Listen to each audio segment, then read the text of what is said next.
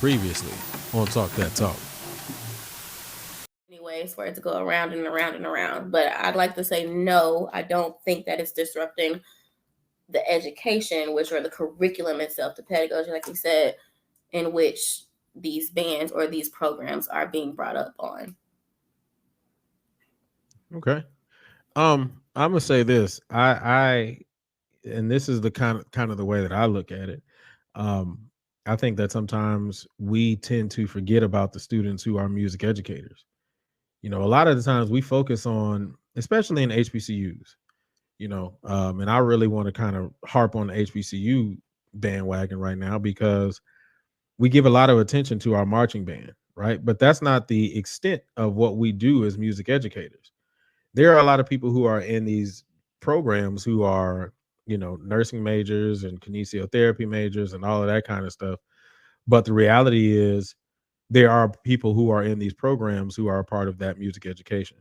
And I tend to believe that we overlook them a lot because we give in to what the needs of our fans are, because our fans want to see a you know us blowing that hole in the stands. They don't care about the pedagogy. Like you said, Maya, we the blacks don't care about the pedagogy. We care about blowing that hole. We care about who's cranking. We care about who's the loudest. We care about how many whole notes you can play and playing these elementary arrangements that's not called elementary arrangements because it's blowing.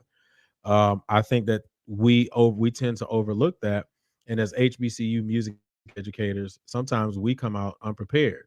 I mean, let's be real. We're at the end of the marching season, and a lot of people are going to the parade season, uh, quote unquote.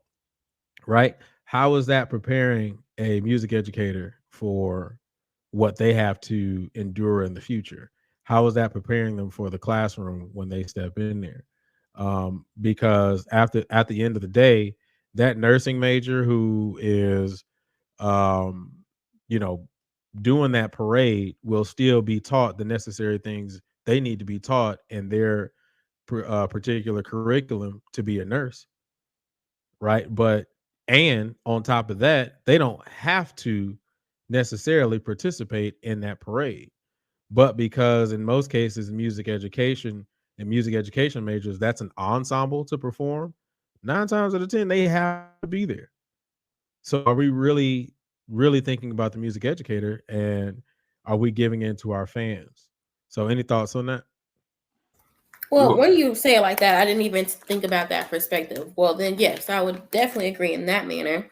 Like you said, jumping into parade season as opposed to focusing on concert band or wind ensemble or student teaching or whatever the case may be. Yes, and in that case, the music education students, they're definitely getting not even the second tier, but the very bottom end of the bunch. So I can agree with that. so from the way you pose that question, absolutely, I'm like Mike, I agree. But also, it's just a lack of interest, just overall in regards to uh concert band for the masses. So what I did, what popped in my mind just now, of course we say that it Kings, but great consistent band Southern. So the video that Southern posted from the Human Jukebox 1 month ago for Power by Kevin Gates had 71,000 views, right? They did a concert in 2019 that only had 3.5 thousand. So 3,500 views. So if you look at that, the reality of it is, because it's not quote unquote big business, because marching band is the big business at the universities, it's going to get to the forefront. And that's the unfortunate thing. But what I realize is it's going to take more music educators to go back to those universities to inform those students that say, bro, there's life after marching band. And please understand that 9 out of 10, you're going to have to, like I said before, you're going to have to build your program. So while you hyped up off of marching band is not the end all or be all. What are you going to do if you got to teach your kids how to play the trumpet from scratch? What type of pedagogy or methods or concepts you're going to teach them on how to buzz their buzz in the mouthpiece, so forth and so on. If it's a dance class, you're not going to start your first dance class with 40 kids. It don't go like that. How are you going to teach them the specific fundamentals? And those are the things that we need to be preaching to influence the kids that, hey, it's life after marching band, bro.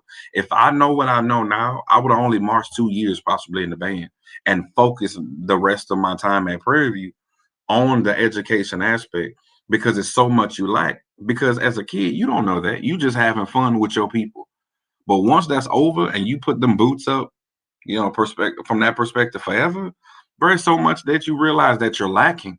And that's honestly what we need to go back and teach our kids, because nobody came back and told us that.